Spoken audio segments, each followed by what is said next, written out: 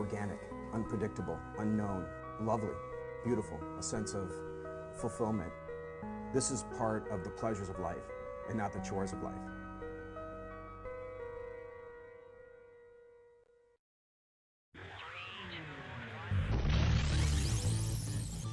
Coming up on Daily Iowan TV, find out what faculty had to say this weekend regarding the Senate's recent move to Block 2 Regent appointees. And get to know the UISG President, Catherine Valde, in an on-air interview with Daily Iowan TV. And in sports, we'll bring you everything you need to know in our Weekend Rewind. All that and much more is coming your way. Daily Iowan TV starts now. I'm Tom Brokaw. For more than 100 years now, the University of Iowa community has been waking up to the Daily Iowan. Today, it's the largest newsroom in eastern Iowa. And now you can see the news every night on Daily Iowan TV and get it anytime worldwide at dailyiowan.com.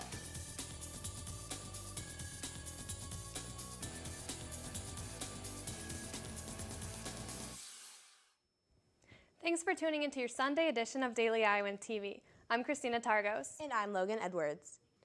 The 20th annual University of Iowa Powwow was held this weekend at the UI Recreation Building. The event's website describes its purpose as symbolic rejuvenation for the Native American students. During the event, they celebrate and honor their culture through dance, food, and tradition. These dances and drum contests were judged and awarded cash prizes. The event has been going on since 1990, and the American Indian Student Alliance was formed to better serve Native American students on campus. Professors from all over the state of Iowa got together on Saturday to voice opinions and ask questions shortly after the Iowa Senate blocked 2 of Governor Branstad's appointments to the board. I attended the forum to see what faculty have been feeling about the decision. The Iowa chapter of the American Association of United Professors met Saturday, accompanied by the Board of Regents President Craig Lang and Resident Pro Tem Bruce Rastetter. The AAUP is an organization that helps to protect and advance the professional status and interests of faculty. We can share knowledge about what works, what doesn't work, how to solve problems, whether standards in the whole state of Iowa are being maintained. And for professors like Linda Snetzler, a professor in the College of Public Health, the AAUP helps to build strong relationships with her colleagues. Being able to talk with other faculty if problems were to arise, but then also being there for faculty members who may need help, I think is just a really nice situation. The Iowa Board of Regents has made some very big decisions in recent years. Some, like the tuition freeze for undergraduate students, have had full support by professors, while other decisions have left professors feeling left out. Joe Gorton, a professor at UNI, was very unhappy about the recent activity by Lang and Rastetter. Well, I was very disappointed with most of what I heard today. Most of it was virtually a lot of happy talk about how Regents Lang and Regent Rastetter claim to value the faculty and the role of the faculty. Both regents referenced the fire they've undergone for things like academic infringement and the closing of the UNI Price Lab that have not had full support by the professors. Lang's term as a member of the Board of Regents ends April 30th as the Iowa Senate did not confirm him to another term. Christina Targos, Daily Iowan TV. Professors also expressed interest in public meetings, which the Board of Regents did not support, but said they would still like to have more informal meetings like the one held on Saturday. Over 900 people gathered at the Iowa Memorial Union Saturday to learn about new cultures in a fun and fashionable way. The 4th annual Walk It Out multicultural fashion show showcased music and outfits from different cultures, presented by over 15 University of Iowa student cultural organizations. Walk It Out President Ann Christensen told Daily Iowan TV that the show raised over $2,500 to promote awareness of HIV and AIDS. Many people enjoy spending time in the Ped Mall to go shopping or dining, but some have found it to also be the site of street harassment. On Friday, over 15 people lined up to silently protest catcalling, slurs, and other forms of street harassment. The event was put on by the Rape Victim Advocacy Program and Women's Resource and Action Center to bring light to the issue. People stood for 15 minutes and held signs while others handed out flyers and answered questions. The Silent Witness event allowed discussions of Ped Mall safety as well. So if everybody are making these comments and nobody's saying that it's inappropriate, it really creates a sense that you don't know who to trust. And I think as guys, we need to say that we can show that we're worth trusting if we call out other guys who are engaged in this behavior. The interview process is still in full swing for the new head librarian at the University of Iowa.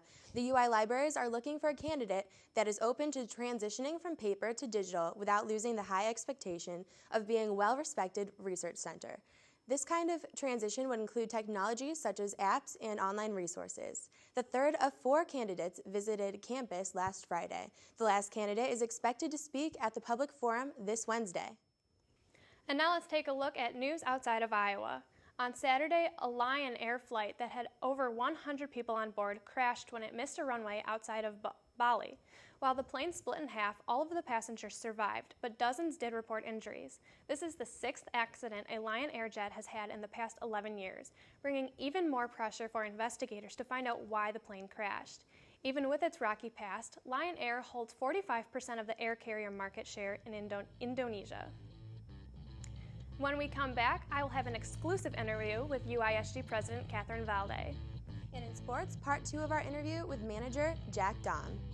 Before we get to that, let's check in with Daily Iowan TV's Mary LaPlaca about the weather. Mary? Thanks, Logan. There is no question that today is beautiful out, but do not expect these warm temperatures to last too long. Tomorrow will start off the week at 45 degrees in the morning and reach a high of 55 degrees by the middle of the day. By night, it will be a low of 45 degrees with a 20% chance of rain. As we look into the 6-day forecast, Tuesday will be a high of 54 degrees with a 40% chance of rain throughout the day. Wednesday, it will be the highest temp all week, reaching to 66 degrees, but with a 50% chance of rain. Thursday, we'll have a high of 57 degrees and a low of 34 degrees. Friday and Saturday will be a cloudy and cool weekend with temperatures reaching to a high of 52 degrees. That's all I have for the weather this week. Back to you at the desk. Thanks, Mary. And now we are here with UIHD President Catherine Valde. So, Catherine, we at Daily Iowan TV felt that you had a very competitive election this year, with both parties having senators from last year as well. Tell me a little bit what it was like running against friends and kind of what you did to win. Yeah, I think in the end it all came down to ideas, and we were campaigning based on our different platforms and not who was friends with who. The biggest tactics that we did, we used networking, visibility, and talking to student orgs. We had a concerted effort to have our campaign on social media to introduce people to our senators and to our platform ideas that way, as well as nothing can ever replace the person-to-person conversations. So we just made sure that everyone on our ticket was talking to their friends, talking to their classmates, their colleagues, and that again we were going to those student organizations and talking to involved students who we thought would be likely to vote. Awesome. So you talked a little bit about your platform. What is kind of your goal to reach this platform, and how can students get involved to help you reach that? Yeah, I'm really excited to get working on the platform right away. Both Jack Cumming and I, my vice president, we're both going to be here over the summer, and so we're looking forward to get started on the ground running. We'll be hiring our cabinet soon in the next week or two, and I think that we've assembled a ticket of really strong senators and leaders who can help us accomplish our goals. And as far as what students can do, we always need students to come to the Capitol to tell their stories when we lobby to keep tuition low. We want students to submit questions and come to the town hall that we're going to host between police and students, as well as just using the services, using the master calendar, using the bike check program. I think that that's the best way that we can get students involved, and then to keep having students give their input, what student government can do for you. Awesome. Sounds like a great plan. Thank you so much for coming, and congratulations on your presidency. Thank you. And now we're going to throw it over to Daily Iowan TV Sports Studio, where Alicia Denyes is standing by. Alicia?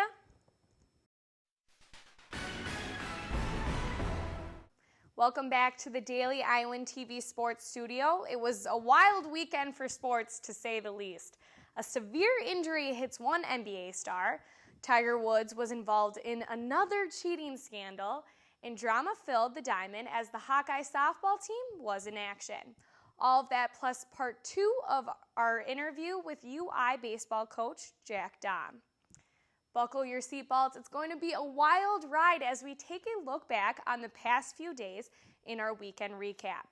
The LA Lakers' bad season turned into a nightmare as star guard Kobe Bryant tore his Achilles tendon. The injury occurred when Kobe tried to drive to the hoop, but instead collapsed to the floor in pain.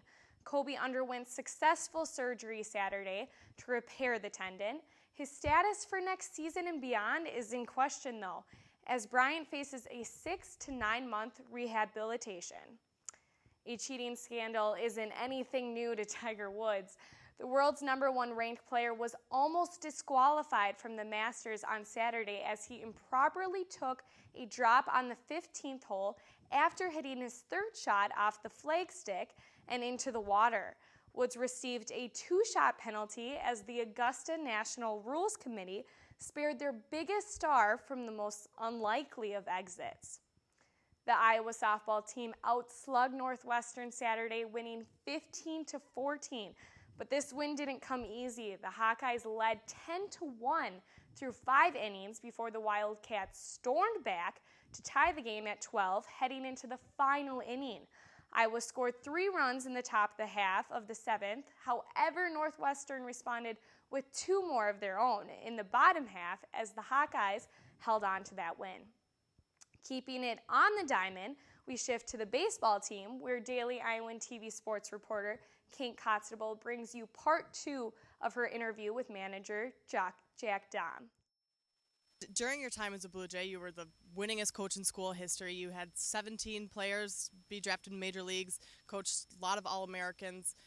How is it different coming here, wins-wise, numbers-wise? You guys aren't quite as good. You know what? It's been a process here. The program at Creighton was a little more established than it was here at the University of Iowa. I could tell you this much: this is a tremendous place to coach, and a lot of resources here.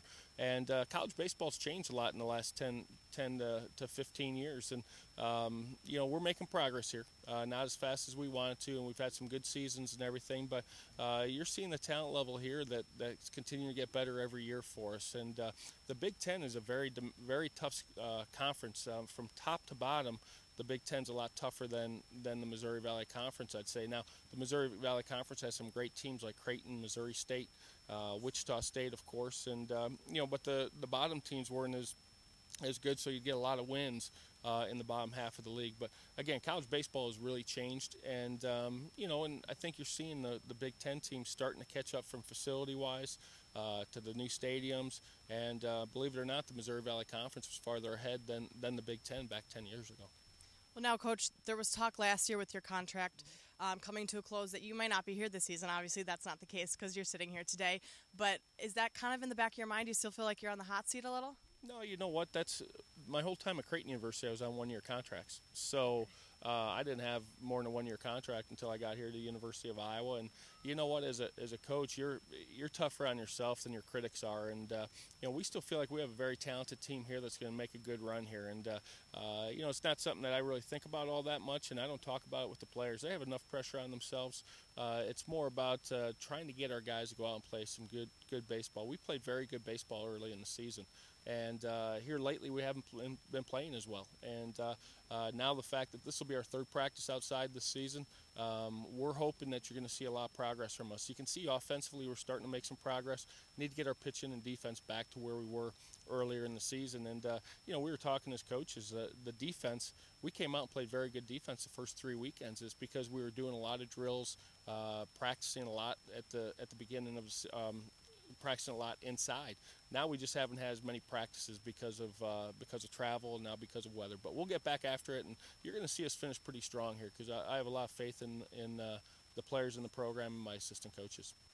Thanks, Kate. That's all I have tonight. Be sure to tune in tomorrow night where former Hawkeye wide receiver Keenan Davis will join us on set to discuss the Hawkeyes and his possible NFL future. And only with Daily Iowan TV can you get a sneak peek at Monday's edition of the Daily Iowan.